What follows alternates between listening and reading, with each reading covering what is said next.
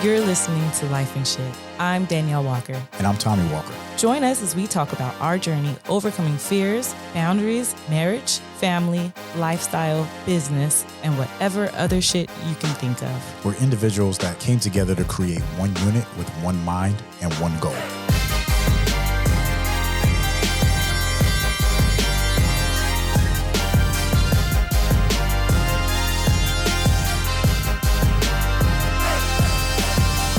What's up, baby? What's going on? I got a question for you. Outstanding. What is it?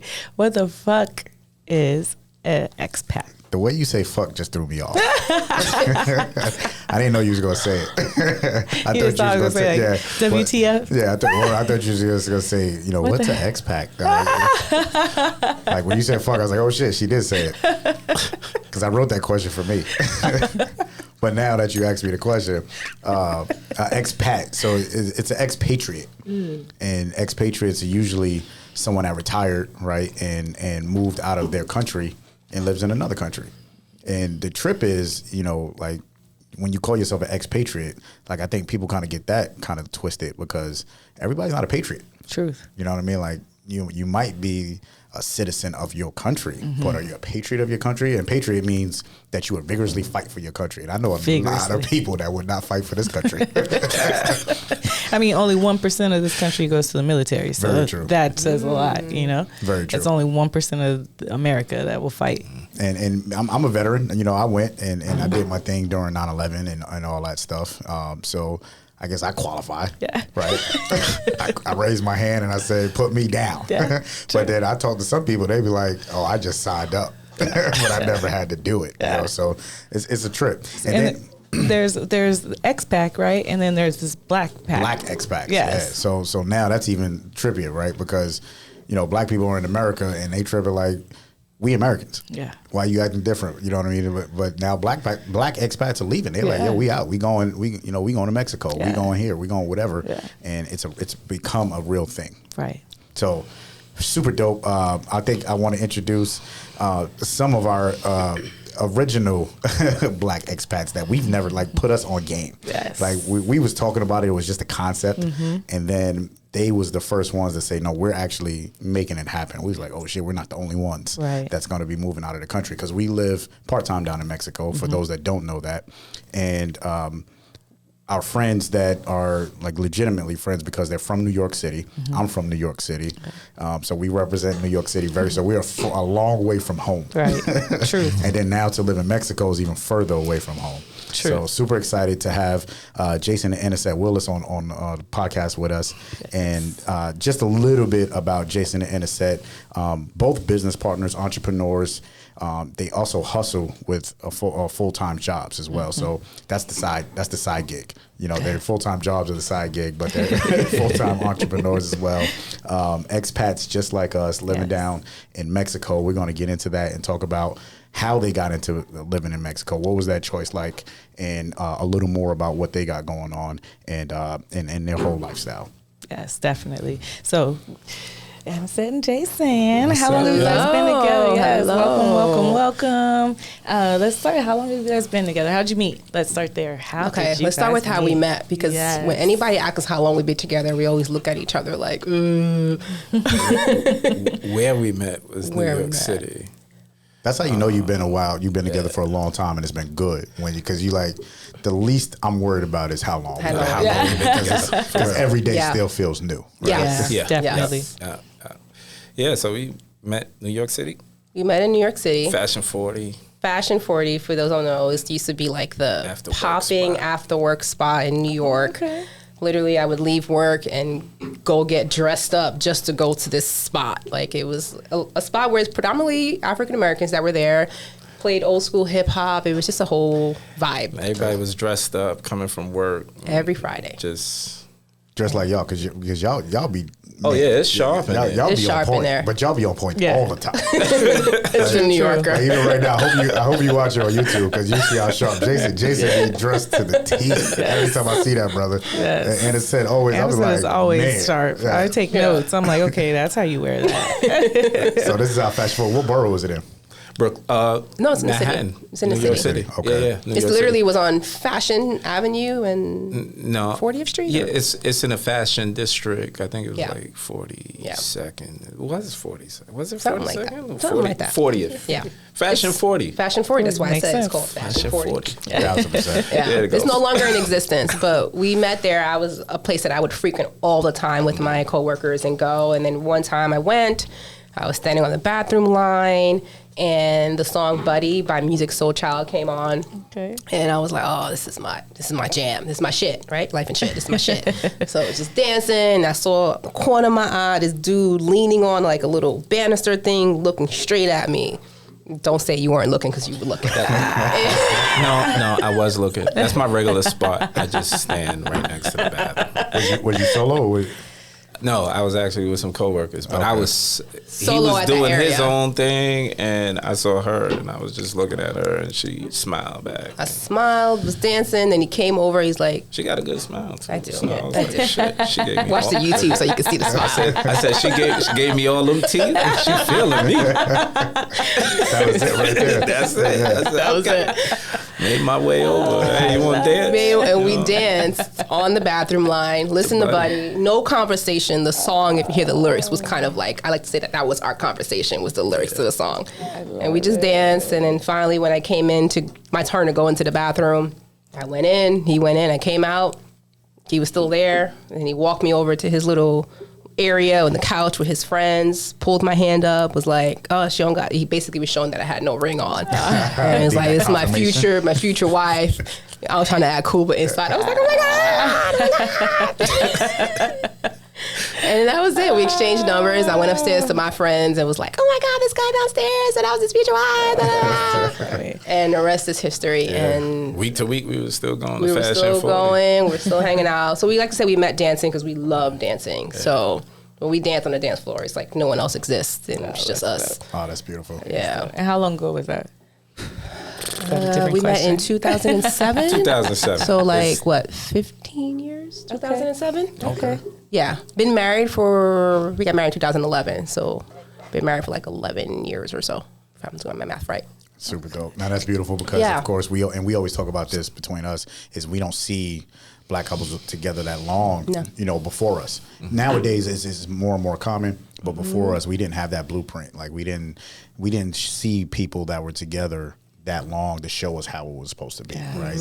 We talked about this before. It's easier to run, and because in a decade you go through everything. And not only, I mean, you went through living on the East Coast, moved to the West Coast. Mm-hmm. Right. Now you living in a different country. Mm-hmm. So, we're going to build on that, but that's great. Yeah, definitely. And when did you guys decide to go into business together outside of what you were already doing? I think we always talked about it. We always talked about it. We had different mindsets or settings that we wanted to do. Yeah. I think the first thing that we wanted to do was we talked about a couples dating app. Okay. We went in there and did the research, went to a couple conferences, did all that. We just never would finish. We would start because we had that full-time job still. Mm-hmm. So that always kept getting in the way and stuff. But we always had the mindset of doing something more, something creative, something outside and something together. And that would have been our moment if we had done that was dating, before social and all that stuff. That was before social. We were just talking about a dating. It was a dating website. I don't think it was even a dating. A dating website for black couples that were into fitness type of lifestyle. Yeah. Oh, shit, yeah, that's like before Tinder and all. Yeah. Actually, I think we was hitting the same conference as Tinder when they had just initially meeting those people. So and they were crowding around us because we were black. Everybody think that you have a niche. They crowding around you, so it was just super dope. But we didn't move on it, and fear. But fear. To that. I think fear got in the way. So one centricity. Tell me about that. So one centricity, we kind of came of again having this idea of fitness and kind of figuring out how we can bring our lifestyle to share that with other, and like that lifestyle that we have energizes us. It helps us feel alive. It's something that we enjoy doing. A lot of our community starting from New York was into fitness and that active lifestyle, and the joy that we came and bringing the people together through that. We're like what can we do? And kind of tapping into what our skills were. For me, I love people. I'm a therapist by trade, so I love talking to people and meeting people and learning from people. So I was like, how can we bring that together? And then when Centricity was formed, was like, let's figure out a platform to show this lifestyle and that this is important, not just for your health and staying healthy and learning about fitness and lifestyle, but it was just important of just your day-to-day, like just being, you know, just being, I don't even know, like that mindset, that whole being and coping with life and just finding different outlets too. Yeah, and it's whatever healthy, it is. Yeah. Healthy outlets too. You know, it's funny that you say that, and I like that because I read a post that you just posted. Not sure where you were, but it was like a cobble road, and the post said, no matter where we travel, we walk around the streets and we're working out in the streets because that's just how we are. And I'm sure the attention that you get and your video at the same time, you're doing cool stuff. You're like, this is how we roll. It don't even matter. And if you actually hang out with Jason and Anisett, 1,000%, that's how they roll. Like, that's not just what you see on Instagram and Facebook. No, like legit. That's just even when the cameras are off. You know, it's real. That's true. Yeah. I don't know what controls me to be in the gym that long. But it's also was in us, I think, from family. Like his dad was in track and ran New York City, was a coach. My mom, I used to always see her go in the gym, work out. I used to do track in high school, and I think that always stuck with us. But then it kind of fell away because we felt we had to live in this box of the 9 to 5. And growing up, I'm Haitian descent. My family was like, great, you love dancing and fitness and track, but get your grades up because you need to do this particular way. So that stuck. Exactly. So I think that always stuck with us. And I think we bonded by working out, and we actually like working out together. A lot of people don't, even though sometimes I'll have an attitude, but we work out. Sometimes. No, but I'll do it. I might have an attitude about it, but I'll do it. I understand that. Oh, yeah. We can understand it. You live it. We could be in the same space. She'll work out, but she'll work out on the other corner, and I'll work out what I'm doing. But then other days, you know, I may drop what I want to do, and I'll just work out with her, whatever thing that she wants to do, and just follow that. So just finding whatever it is for you, I guess. Yeah. So we work out together, but like how you said, she over there and I'm over here. I think it's been a long time since we actually was like, all right, come on, let's do it. Let's go together. Yeah, it's probably been like 2 years. I think you fired me. Yeah, even if we run, it's like we start off and I'm like, all right, go ahead on with that. Go. And I'm gonna run. Don't get me wrong, but just go ahead on. Don't wait up for me. Yep. Yeah, she doesn't like when I run and run backwards. And run around. He'll run around me. He'll do the most. She'll roll her eyes. I'll ignore him. Like, Tommy does the hand like, come on. I'm like, no. Yeah, like we passing the baton. Yeah. He'll try to smooth. Come on, no. Leave me. So you know, we talked about you know, history and you talk about your mom, and that was something that we learned that. Your mother being, you said, from a Haitian descent, like talk about that story, like how did that work out? Because it's pretty interesting, you know, things that she went through, and then how now where you are today. Exactly. So my mom was she was actually born in DR and then transferred over to Haiti, which is like the same island, and she decided to leave. You know, she's an immigrant. My dad and my brother was still in Haiti, and she was pregnant about 8 months with me, and she decided to go because she wanted to give her family a quote-unquote better life, which was back then for them was the U.S. And she got on a boat and slept on the boat and made her way over across. While she was getting across, she did get arrested in Miami, immigration jail.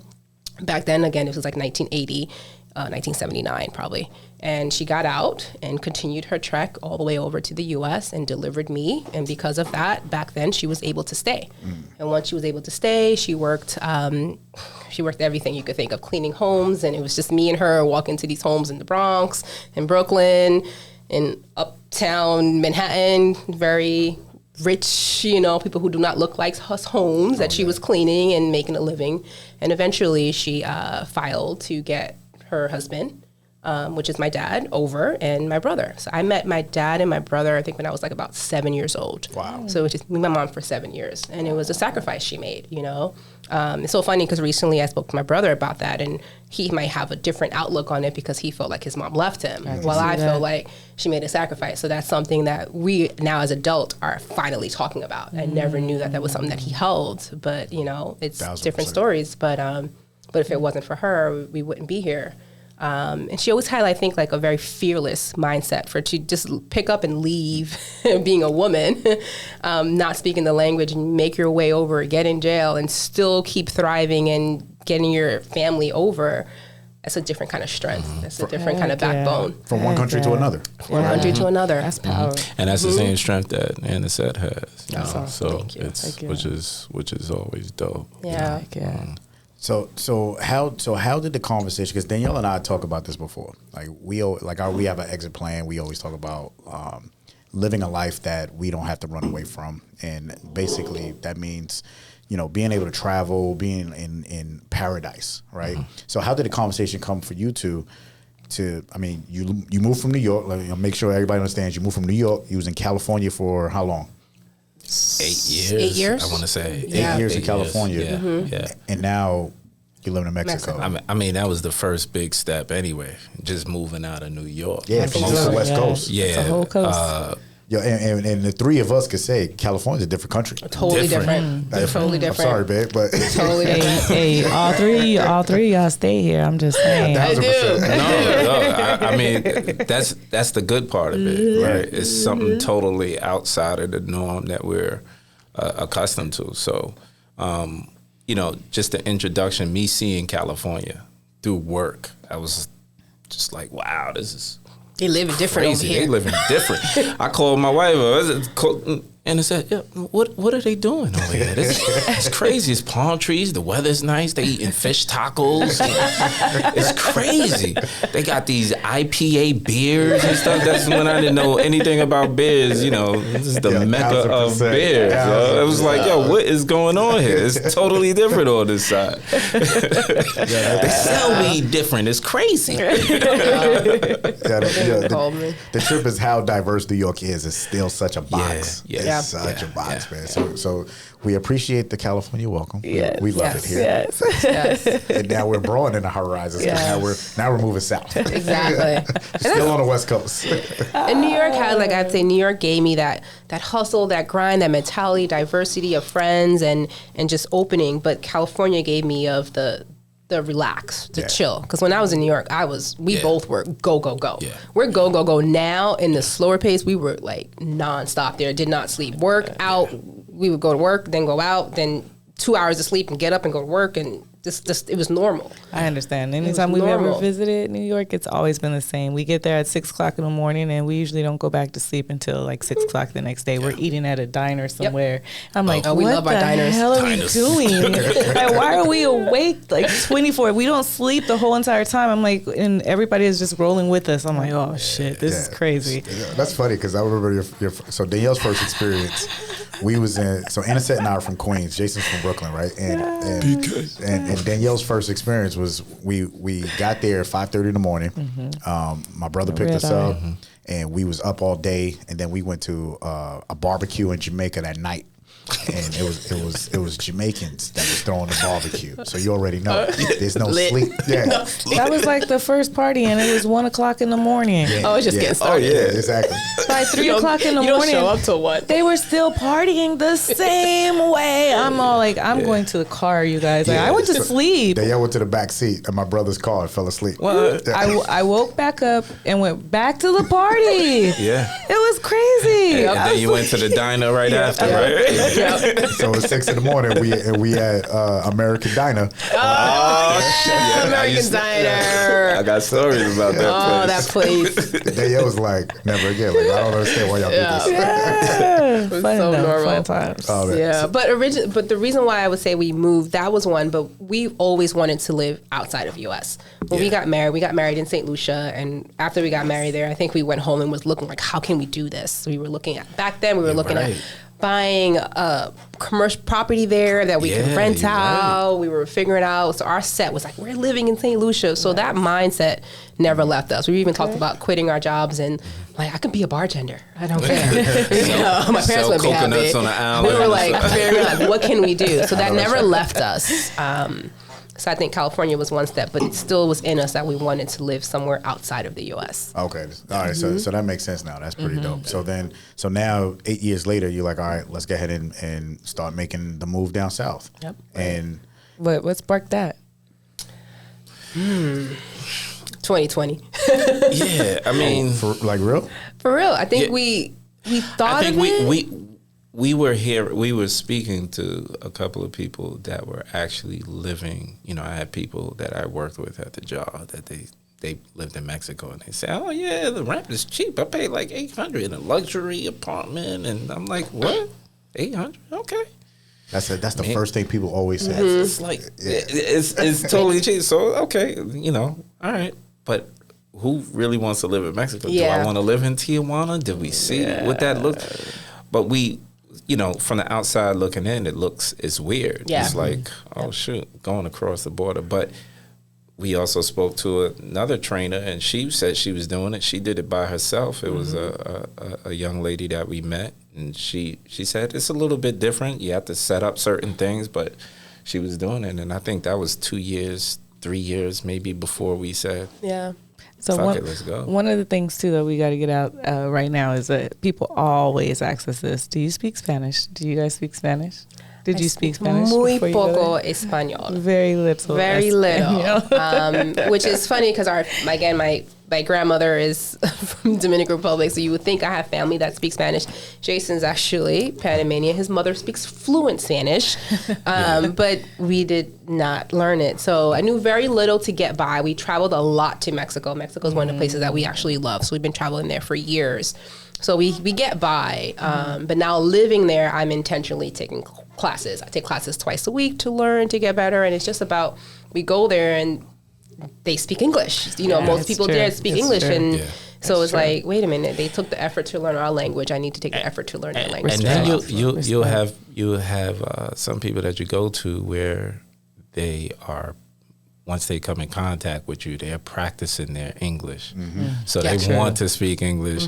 And instead is always trying to speak Spanish, and they're reciting it back in English. But it's practicing on each other. Yeah, and I tell them that. I'm like, okay, I want to learn Spanish. So you talk to me English, I'll talk to you in Spanish. And it works. And learning it has been helpful. Being out there, it helped get us out of some situations, or, understanding, even just ordering the money and going to the bank. I was like, okay, I can't keep struggling like this. If we're going to live out here, I have to truly immerse in the culture and respect it and learn it. I talk with my hands, so eventually they get it. True New York style. Eventually they get it. But it's definitely something that as we go along, I figure out things, how to say it, and maybe I ask a person, how you say tip, or, at the gas station and stuff like that. How I say credit card? Body language is the number one language. It's an international language. We all understand body language. When you make a face, it's like, oh, okay. Yeah. I say I understand Spanish way better than I speak Spanish. And I'm the other way. I can speak it, but you be like, oh, no, babe. He said this. I was like, oh, okay. But hell, I feel like I have a issue speaking regular old English sometimes. I get tied up in my damn words, So I'm always hesitant to say those words, because I was like, oh shit, am I saying it right? So you always teach me, and I'm learning also from you to just do it. Just do it. If they're not going to prosecute me, they're not going to persecute me. They're going to help us along the way. So at least you try. You put forth the effort. And I feel like they respect that. They respect that. The same way as we go there, they speak English. I'm like, oh my God, you're so excited that someone speaks English. It's the same way when they're excited that, oh, you speak Spanish. They don't have to, And some of them say, I don't speak that good English. And we be looking at them like, you speak way better than me. English. I speak Spanish. This is great. This is wonderful. I understand what you're saying. You're good. So total respect for you learning that. That's real talk. Yeah. In a lot of other countries, if you think about it, even my family in Haiti, they speak French, English, and Spanish. It's like other countries, they learn our language. But we learn it in school and stuff like that, and to get the grade and stuff like that. But it's different. It's different. They learn it to learn they it. Want to. They want we to. Have to. We have do it to. for the it was credit. like, no, in order to graduate, you have to learn this, you know? It's like, So we lazy Americans. Like I met a brother the other day, a brother from Ethiopia. I said, automatically, I said, how many languages you know? He said 4. Yep. I was like, I knew it. No, it's funny because my mom is an immigrant from Panama. And I think she didn't speak it to us as we were young because I think she wanted us to learn the English language. I think maybe she hasn't said this, but, you know, maybe when she came here, people were making fun of her in the language or, you know, she wanted to make sure that her kids knew English. So, you know, that's real because back then, I mean, even think about like what you're saying. When you came here, it was the goal was to win. So by any means necessary is like, all right, well, fall in line and be like. Yeah. Where nowadays we don't see that, right? Yeah. Nowadays you own where you're from. Yeah. You know, I mean, because America is built on everybody's culture, and America's culture is red cups. We always make fun of that. Oh my God, it is. Hamburgers and hot dogs. Yeah, hamburgers, hot dogs, and red cups. Beer bong, pong. and so you know, when your family got here, it was like, you know, don't be like us, be like them. Yeah. Right. It's fit in. Yeah. And I could definitely understand that. That's real talk. Where now it's more like, you know, the influence is all of us just being who we are. Yeah. So another thing that people always ask about is crossing over on the border, right? So getting there is one thing. Getting there before, it used to be simple, right? You just drove right through, but now it's a little bit more difficult. We have to actually go through, not security, but there's someone there, which I think it was pretty cool back in the days when people would just say, like, fuck America, I'm out of here, I'm going to Mexico, and they just like zam through, right, with like the cops all behind them and stuff. Like Ron Lawrence movie. Yeah. Los gatos and los pantalones. Did you just say you got a cat in your pants? But, you know, it's nothing like that now. I don't know how many people have crossed over, but it's nothing like that. It's not as free. It's not as open. It's not as quick to get there, right? And then coming back. It's a different story. That's a whole nother monster, right? So how have you guys had with experiencing that? Now, talk about moving all your stuff over there and everything, because that's a good story, too. Moving was a process. So, again, we decided 2020, I was working remote, and so was Jay. We were like, you know what? Let's do it. This is the time to do it. If any time, let's just try it out and just figure it out. And we did it, figured it out, found a place. Now the moving.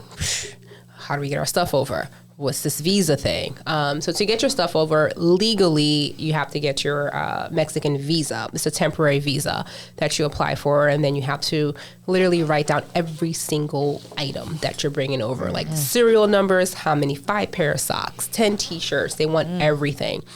And then with that, legally, with the visa and that, you can get over. So we started that process, but then we didn't get the temporary visa in time. So we had to go the backdoor route. There is always a backdoor route. Right? So we found a backdoor route where we can get our stuff over, but we weren't able to move our clothes. Yeah. We can move our clothes and agriculture. We couldn't move over. So we did that. And in our clothes, we just put it in our car and made several trips. Back and forth the border. First of all, a move like that, you have to let go of a lot of stuff. Things. Yes. I can imagine. Right? That's true. Yeah. You know, which was fine because it gives us an opportunity to say, okay, what do we really need here? Right. But, you know, once you get that all settled, it's just about figuring out. Anisett is a great researcher. I did everything. Yeah. She's right. You know, we rely on that research too. So I appreciate it. Definitely. So, you know, once, you know, we had a few hiccups on the last day when we were supposed to move our leases up. We already gave our landlord the pink slip. Hey, we out. Deuces. But, you know, the folks that we were working with, who were working on the U.S. side, they canceled out on us last minute, or they started to charge us an irate. I think irate because we didn't have the visa or anything. I think it started out at 1,500, and then it went up to about 5,000. Yeah. So you want us to hit you with 5,000 today? We already had an agreement on this. Okay. Again, U.S. side. We found someone. On the Mexico side who was willing to do this for even cheaper than the original price, and he came over in the morning, hustled a small little van. We didn't even know our stuff was going to fit in. As a matter of fact, he made it work because his truck was not working. He had called us the day before. The day before, he had called and said, our truck is not, it doesn't have the paperwork or something to that nature. And I was like, dude, you promised us you talked to us. So I don't know what you're going to do, but figure something out, get back to us, and he did make it happen, And he turned around. And that morning I was looking up, okay, we could sleep in our car. We could put our stuff in storage. We'll stay there for 2 days and figure this out. Like, we just was figuring out the backup plan. And he showed up. A, B, C, and D. He showed up. He worked his butt off for a very low amount. Got our stuff over. We got to our apartment. We didn't even know if our stuff was gonna make it there. We were just like, he's gonna show up. He showed up. Gonna come tomorrow. Maybe we have a bed today. So you in without your stuff. Without our stuff, and he made it. And then we live in our same building. We're on the 19th floor.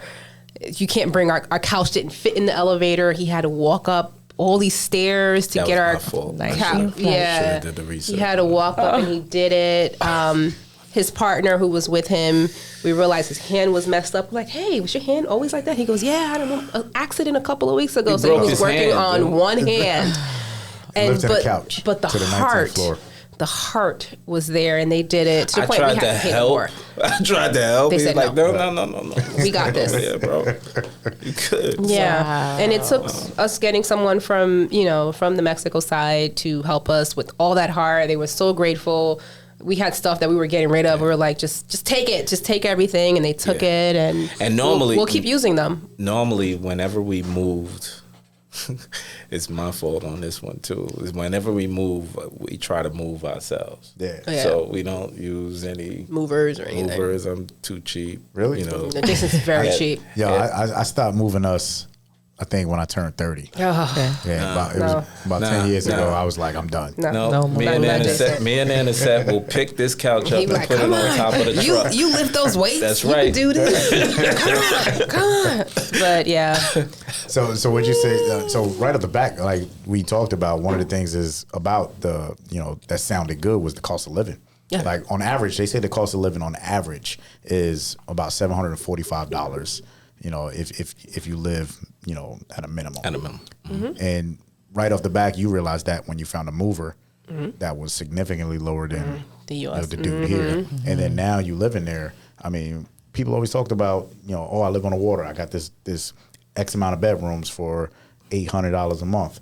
Are you seeing that? Like, is that real? Oh yeah, that's real. It's real. To the point that we can hear the ocean. We can. Like, literally, you can buy a property or even land for $100K and be right on the water. Like, that same property would cost you in California, $5 million to get a property on the ocean, if even that, So your money's stretched for you. So it's about the mindset of making my money work for me rather than just working to pay this. Like, my money is stretching, and then I'm giving it to a place that I feel, for me, where I want my money to go. I don't know. I'm just over giving my money over in the U.S. But we still go to Trader Joe's, though. We do. It's a slow transition. Yeah. Sometimes we're slowly figuring out what we can give up and what we can't give up, and that's things that we need to work on. Yeah. But Danielle's the same way. Danielle's the same exact way. She's like, no, I'm a shop here. Yeah. Before we go down, I want these certain things, which is cool, right? That's cool. That's the luxury that we have of living so close to Mexico. Is to be able to bounce back and forth, so you still could have that hang on before completely moving over. And the food there is delicious. Oh my gosh, so delicious, and it's inexpensive. So it's like, just go eat. Like, we could go get tacos somewhere. 1,000%. So real quick that we talk about that, because I laugh at Jay when he first told me about birria fish tacos. So the fish birria tacos, like when we first talked, I remember the first time like it was yesterday, and the love that you have for them. Oh man, you was like, like passionate. I now have that same passion for them. Yeah. Oh yeah, I'm passionate. I'm passionate with every food that I intake. That's good. I could be a hamburger's hype man. He's excited. So the cost of living has that changed how you travel? Like, because like when I was in the military, like traveling in the military is something different. We see different parts, but I never experienced the culture when I was in the military. Now when I travel, it's completely different. And then now living in Mexico, I look at life much different. Yep. Mm-hmm. So, and I know you guys frequent, now that you live there, but you frequent other parts of Mexico. Oh, we love Mexico. We actually made a goal this year to see as many parts of Mexico as we can, being that the airport is really close and the cost to travel around Mexico is very low. So our goal is to learn. Some people, when we say, like, I think even recently we went to Huatostolongo and no one knows where that is. We had to fly to Mexico City and then take a 3-hour car ride to this mountain, amazing place. We got to tell you guys about it. You have to go. But I called his mom and I was saying, we're going to we're going this. And she was like, but you live in Mexico. What's it called again? Huatostolongo. Yeah, Grutas and then Toelango. I got that. I researched it. Don't quote her on that. It sounded good. Yeah, but it sounds good. I think it's that. It is that. I'm confident with that one. So you called your mom. And I called my mother-in-law and I told her we were going, and she was just shocked when I was like, I'm taking a flight. She's like, a flight? But you don't go. I'm like, do you understand how big Mexico is just, and everywhere is so different. So sometimes the mindset will tell people, they'd be like, oh, Mexico, Tulum or Cancun. It was like, oh my gosh, it's so much more than just that. And even down the food, and everybody just kind of puts it in a bubble of tacos. It's true. No, it's tacos. It's so much. It's a culinary haven. Like chefs from all around the world come in and they train there. So in Tijuana, right? In Tijuana and in Valle de Guadalupe and all this stuff. Even Tijuana gets a bad rap, of being what it is. Food. But if you're going out looking for the bad things and stuff like that, you're gonna find it the same way you can find it in New York, But if you go in there, exactly. I was talking to somebody today about Valle de Guadalupe and the wine country down there, how nice is the architects and stuff like that, and they turned around and said, "So how is it going down there?" Always ask how safe. Is it safe? Is it safe? Is it safe? Always. That's always the first question. Yep. And Danielle's part of a foodie group now. Baja Foodie. Yeah, which is they meet in Tijuana and hit different restaurants. So I'm excited for you to be a part of that. Oh, we gotta have you on to that. You get to see private chefs in there, like go into the back of the restaurant and they show you how they prepare and stuff. So that's real cool. So and that's real. Like you talk about, people always say, well, how safe is it? I always say, well, how safe is America? Yeah. Word. You know what I mean? Like if you look at the news, the news will will make you fearful. So, everywhere has their issues, no matter where you go. Yeah. Some issues may not be as bad as the Middle East or other places, but, we got issues. Yeah. I guess that should be our response. Well, I don't know what's on the news in Mexico, but I do know what's on the news here. Yeah, exactly. Yeah. And it's still about being vigilant. Like, we don't walk out like 4 a.m. I'm still vigilant as where I am. Like, I would be anywhere. Right. Anywhere you go, if you're different, you are going to be a target you're gonna stand out. Criminals in those areas. Yeah. Period. That's just the way it is. If you're in Brooklyn, then you're not from Brooklyn. Exactly. You are a target by a criminal, but not by a normal local. Everybody's just chilling. And to be quite honest, Mexican people show us a lot of love. I was just going to say that we felt we moved again. Let me go back. We moved again because we wanted to change. Everything was happening in 2020. We're like, this is the time to do it. And our stomach just wasn't feeling U.S. with what was going on. I was like, you know what? They don't want us here. Bounce. Let's go. And we feel so welcome there. The community, the people, and even just us being different, but them wanting to learn our culture and asking us the question, like, what's going on there and where you're from, like having deep conversations that I don't even have with my friends in the States. And that's just like, what I feel seen there, but in a way, and it's a respectful way. Yeah. One time we drove out, this is before us living there a couple of years ago, we drove to Puerto Peñasco, which is through Arizona and then going through Mexico. We were at Rocky Point or something. Yeah. We got stopped at a gas station. This guy came to Jason and was like, yo, my brother, oh my God, I haven't seen a brother in so long.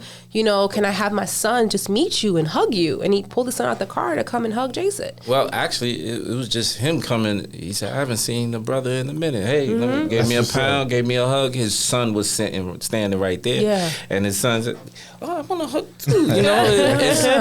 It was just a dope cultural exchange at that moment, and things like that get you emotional because you don't get that. You don't get that. You know what I mean? Yeah. And it's not out of curiosity that people want to know you here. It's more so out of threat. Yeah, very true. You know what I mean? Like, why is he here? Why is he in this area? I want to know a little bit more about him. What does he do? Does he have a job? Being nosy, instead of being inquisitive.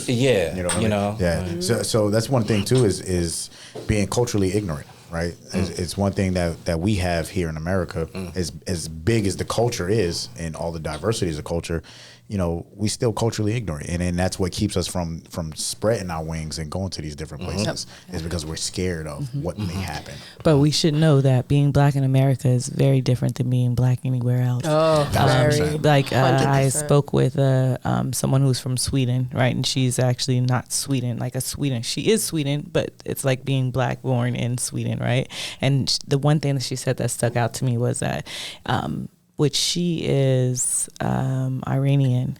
And she said that the one thing that they didn't have in Sweden was this racism against black people. She was like, black people were Sweden there, and that was it. She said there was more racism towards her for not being Sweden than it was for black people being black. And if you go to Paris, if you go to France, if you go to anywhere over the pond, then you're French. Yeah. That's the one thing, they stand together. But in America, like, of course, where it's a little different. Yeah, 1000%. Everywhere else is more of a class issue. Yes. The class is more in that. It don't matter who you are. Yeah, that's true. I wonder what their work applications are like. You always have to have the checkbox, mark a box, you know what I mean? So, and you know what? It's a good. That's the way you say that, because that's a law that was passed during Bush's administration, because it was the Patriot Act. They wanted to find out who was who. You know what I mean? And that's when that checkbox came into place.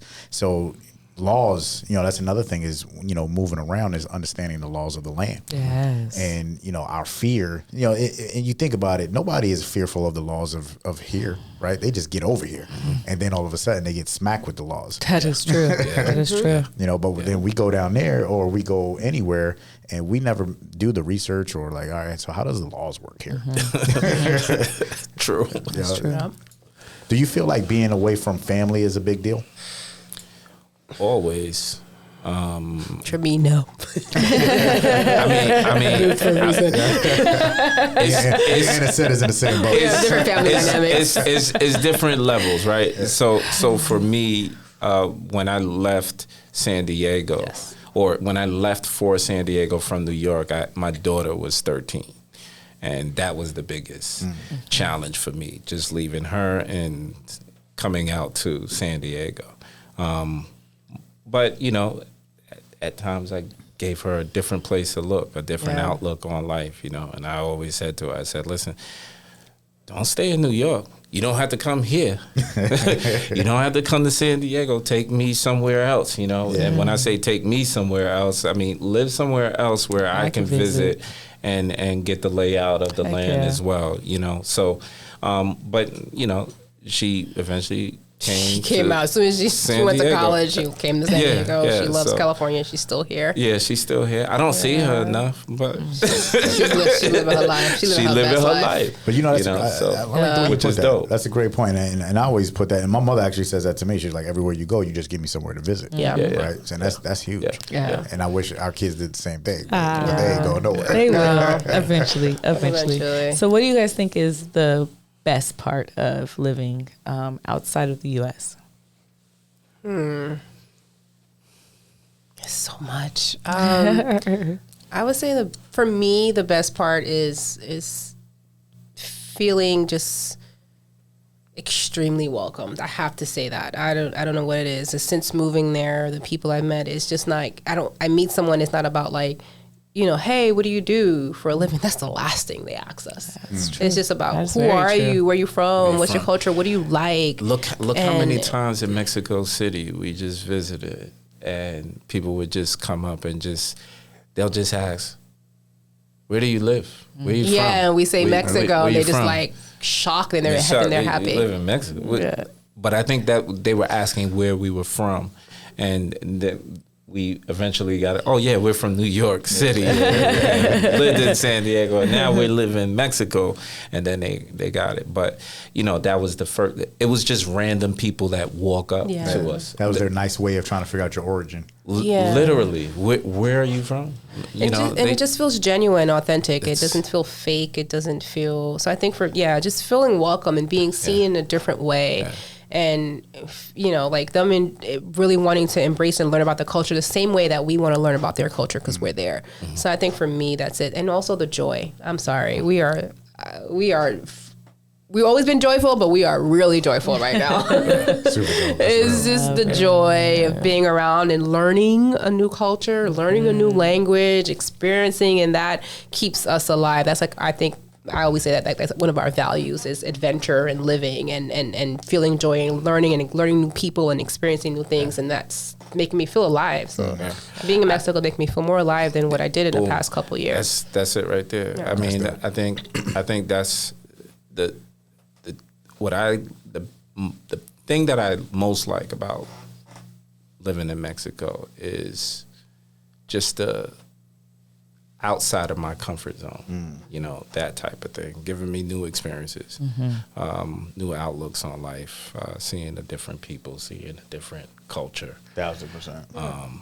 I'm not much of a talker, but I'm more of an observer, so I just like looking at every different thing that I come across. And you take it all in because you're an artist in your heart. Like you do video, you're a photographer, and watching your Instagram and your social, you really take all that in. So I could definitely see you're observant in that culture. Oh, I mean, from my thought, I don't even think I'm that professional. I'm still learning, But I'm glad you see what I'm seeing through the lens or the things that I like and appreciate. That artistic view. That artistic view, because I think that's exactly what I'm trying to get across. 1,000%. It's just I love the different things that I see, and it could just be a cup on the table. I don't know why it's sitting there that way, but it just looks good. Take advantage. So, and for everybody, it may not be Mexico. Mexico may not be for everyone, and that's fine. We don't want to overflood it, we stay away. Traffic is terrible. We don't want no more people. We don't want the prices to go up. But it's just about finding whatever it is that brings you joy. And for us, that's what brings us travel, adventure, fitness brings us joy. And it's just about finding whatever that is and then just kind of going all in with it and fearless, which we're trying to do. Still learning how to be completely fearless. But definitely. I think it's about trying something new as well. I think people don't generally like to try things new. They are in their comfort zone, and America is definitely a comfort zone. But traveling is something that is fun. It's exhilarating. It's different, but then it can also be scary at the same time because you're going into the unknown. And most people nowadays, they don't like to go into the unknown. They're, like I said, they'd rather be comfortable. But we learned a long time ago, and then in business as well, like you don't ever want to be too comfortable, not even in life. It's every now and again you got to get a little bit uncomfortable, right? That's growth. It's the only way you can grow. The only way you can get uncomfortable is if you try new things. That's why I love what you said. You immerse yourself into the culture, into the, like, you just moved in. It wasn't like, well, I don't know Spanish, or I don't know this, or what will they say? No. We just gonna do this. 1,000%. Life begins at the end of your comfort zone. Like that's like you said, growth. Word. You got to keep learning. So like if you're not learning, what are you doing? And you dying basically. If you ain't learning, you growing, you dying. One of my favorite quotes is, "You'll miss the people you love," right? And that's one thing people always give, like, "Oh, I wouldn't move anywhere, or I wouldn't do nothing because the people." Like, you'll miss them, but at the end of the day, think about the person who you are. What I mean? You'll miss that person too, because who you are today, you won't be from the experiences that you realize from moving and traveling and being part of a different culture. Facts. We've learned that 1,000%. Like just moving around, just traveling, we learned that. Now living in Mexico, it's been leaps and bounds for us. And when we come back every single day, it just gives us a different perspective. Super different perspective. Definitely. What's your final thought? My final thought is going to come from Dalai Lama, he says to visit somewhere new once a year. And I think that's great advice. Once a year, go somewhere new, see something different. There's so many places. I just heard one of my employees is going to Brickenbrock or Colorado, I think it's called. It's like, where the hell is that? Yeah. You know what I Somewhere mean? in the mountains. Yeah. So, and she goes all the time, has a ball, snow, like just amazing, right? So always like once a year, try someplace new. If it's even if it's in the United States or if it's out of state, try somewhere new. 1,000%. My final thought is set up a life that you don't want to escape from, right? And I feel like you guys have set that up. Like you said, you're on the ocean. You wake up, you hear the waves. You work from home. Jay has to come across. That's the benefit of coming back and forth. But you've literally set up a life that you don't have to escape from. So vacation, when you vacation, you legitimately vacation, right? You don't have to take a vacation from the vacation. Like that's not your talk. Tell us your handles. Let us know where can we find you. What should we be looking for? What you got coming up new? Okay. Well, our handle is on Instagram. It's at OneCentricity. I'll spell it because no one ever spells it. Yeah. It's ONE_Centricity CENTRICITY, and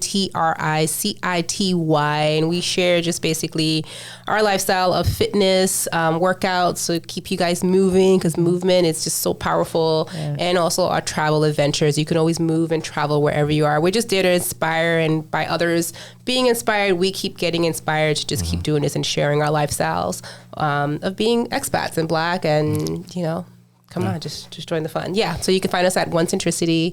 Website is OneCentricity.com. Facebook, same thing. What we have coming up new is pretty soon we'll be having a place where you guys can go on and book some hotels and retreats and adventure kind of travel lifestyle with us, and also work out with me and Jay as well. We have that coming up. We have a YouTube channel coming up. We're also working. Vlogging. We also partnered with Bodyfly, Bodyfly Fitness. That's a fitness equipment that they will be selling as well for them. And we'll be doing some workouts on their app, their Bodyfly app. So that's coming soon. But overall, just follow us, just get some movement. We have some free workouts, and come on, move with us and see the backgrounds of the places, and hopefully we'll inspire you to just keep moving and traveling and finding whatever brings you guys joy. Super dope. This is Lyfe and Shyt. Lyfe and Shyt. Lyfe and Shyt. Love you, baby. Do us a favor. If you enjoyed this episode, please subscribe. Leave a review. Let us know what your thoughts are. That's the only way that this show is going to be successful. And we appreciate you. Talk with you next time.